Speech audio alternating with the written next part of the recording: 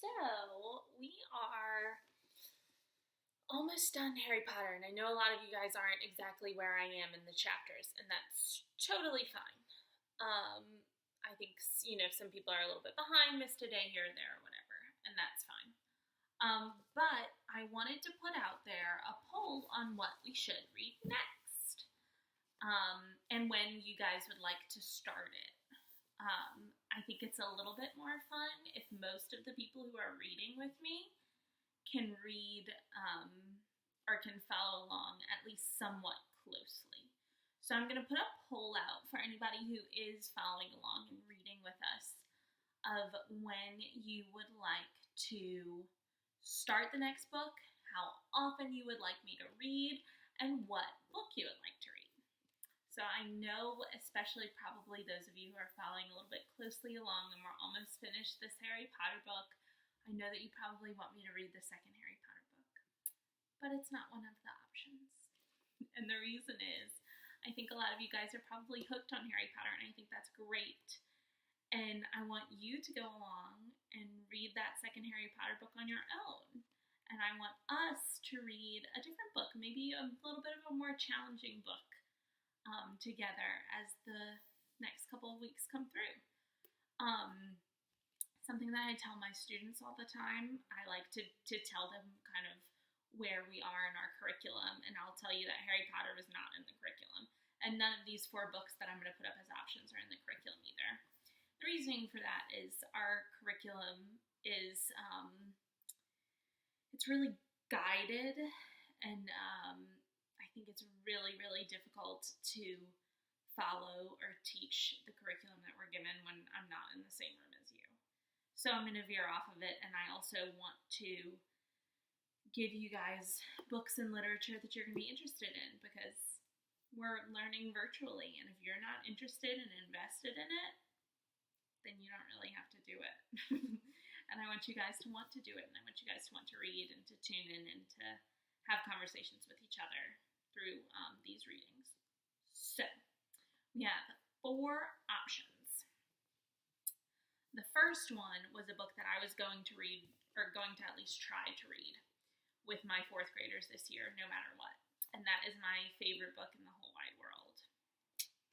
Number the Stars by Lois Lowry. What I'm going to do is I'm going to tell you the name and title of each book. I'm going to tell you my background with the book. And then we are going to read the, what's called the foreword, or it's not called the foreword. What is this called? It's like a summary, and almost a preview into what the book is going to be about. So 2 of the books that I have as options are books that are related to World War II, or the Holocaust. And if you don't know a lot about that, there is a great brain pop that gives you a little bit of information about it. I'll put the link under here with our Google poll. And World War II was the war that was fought mostly in Germany, but it really spanned through lots of parts of Europe, and the whole world got involved, hence the name World War II. And it was a power struggle of a certain type of government that would be called the Nazis. And they were trying to take control over Germany to begin with, but then later take control over the world. And what they did was they would capture people that they didn't believe fit this kind of mold, that they wanted the whole world to be basically perfect, and they believed that the perfect person was Catholic and had blonde hair and blue eyes and white skin. And anyone else who didn't fit into that mold was captured and taken to concentration camps, where they were forced to work for the Nazis, and then eventually they would be killed, just because they were Jewish, and the Jews ended up being a really big target. People who followed a Jewish religion ended up being a huge target because it was a big religion at the time. And in Germany, there were a lot of Jewish people, and they believed that the Nazis believed that they were wrong in their beliefs. So, anyway, that was a quick-ish snippet of World War II. Number the Stars is one of my favorite books. When I was in middle school, I got obsessed with reading about World War II because it's a very strange phenomenon for the whole world to just decide, or a huge part of the world to get almost brainwashed and just decide that we should start killing people who didn't match us. It's very strange. So I got really fascinated with it when I was in middle school, and I read a lot of books about it. And this was really my absolute favorite, Number the Stars. So I'm going to read you the little preview. It is 1943, and for Anne-Marie Johansson, life in Copenhagen is a complicated mix of ordinary home and school time, food shortages, and the constant presence of Nazi soldiers. Bravery seems a vague virtue, one possessed by dragon-slaying knights in the bedtime story she tells her younger sister, Kirsty.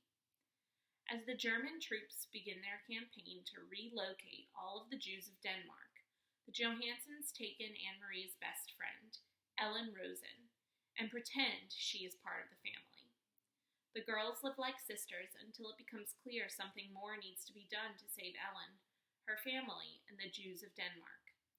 In this tale of an entire nation's heroism, the story of the Danish resistance and their plan to smuggle the entire Jewish population of Denmark, nearly 7,000 people, across the sea to Sweden, is told with pride and hope through one young girl's eyes. So this book is told through, as the narrator, the little girl Anne-Marie is our narrator here, and she kind of becomes a hero in this book to help her friend who is in danger because of the political situation in her country, which is Denmark. Okay, book number 1, Number the Stars. The second book is also about the Holocaust, and this is called My Survival, A Girl on Schindler's List. Again, this topic is the Holocaust. However, I have not read this book yet. Not all the way through, at least. I kind of skimmed it and looked through it, but this was a book given to me by Miss Spoler recently from our library, from our book fair, and I put it on my list because, like I said, I think that World War II is a really interesting time to read about, especially from like first-hand accounts and in a historical fiction way, where they're books that are not exactly real, but they're based on real events. And most of my students love historical fiction. So I will go ahead and read you guys the preview of A Girl on Schindler's List. It says, the astonishing true story of a girl who survived the Holocaust thanks to Oskar Schindler of Schindler's List fame. Rena Finder was only 11 years old when the Nazis forced her and her family, along with all the other Jewish citizens, into the ghetto in Krakow, Poland. Rena worked as a slave laborer with scarcely any food and watched as friends and family were sent away. Then Rena and her mother became among the nearly 1,200 Jewish men and women placed on Schindler's List. Oskar Schindler, a sympathetic German businessman, engaged them as workers in his factory, where he kept them fed and healthy. But Rena's nightmares were not over. She, her mother, and many of Schindler's other workers were deported to the death camp Auschwitz. With great courage and cunning, it was Schindler who would ultimately get them released. Here, in her own words, is Rena's gripping story of survival, perseverance, tragedy, and hope, including pictures from Rena's personal collection and from the time period. This unforgettable memoir introduces young readers to an astounding and necessary piece of history. So, kind of similar. It sounds like it's got a little bit more action to it, a little bit more movement than Number the Stars did. This might be a little bit of a higher book and a little bit higher content than the last one. Miss Monica, she always calls me during these videos. So book number 2, A Girl on Schindler's List.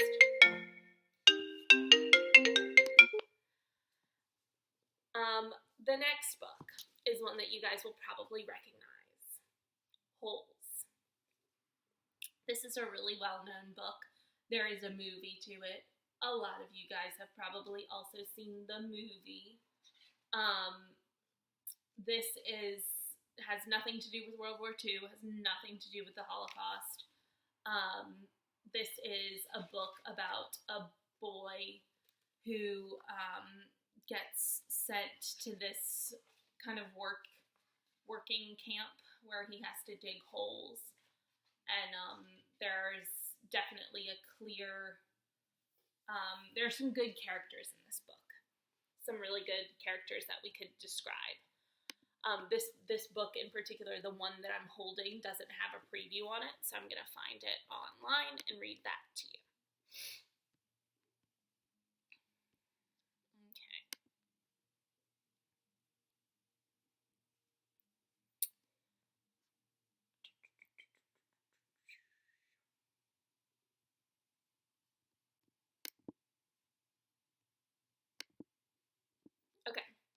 So this winner of the Newbery Medal and the National Book Award features Stanley Yelnats, a kid who was under a curse that began with his no-good, dirty, rotten, pig-stealing great-great-grandfather, and has since followed generations of Yelnats.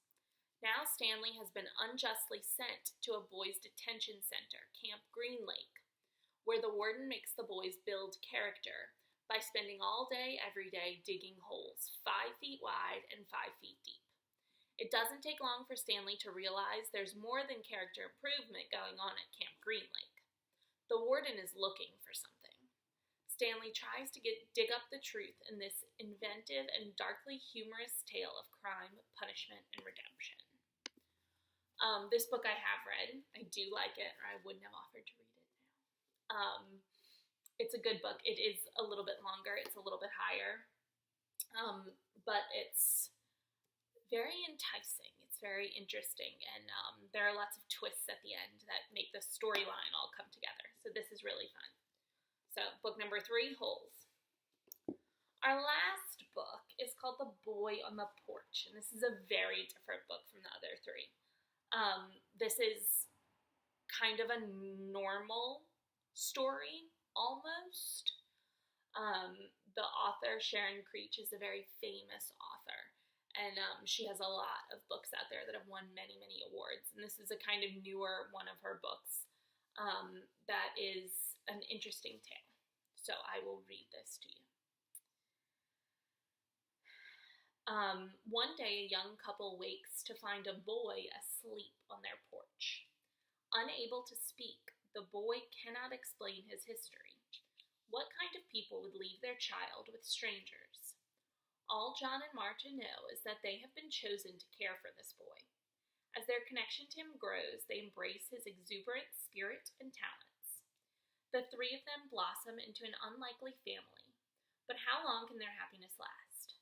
From Newbery Medal winner Sharon Creech comes a singular story that reminds us of the surprising connections that emerge when generosity prevails.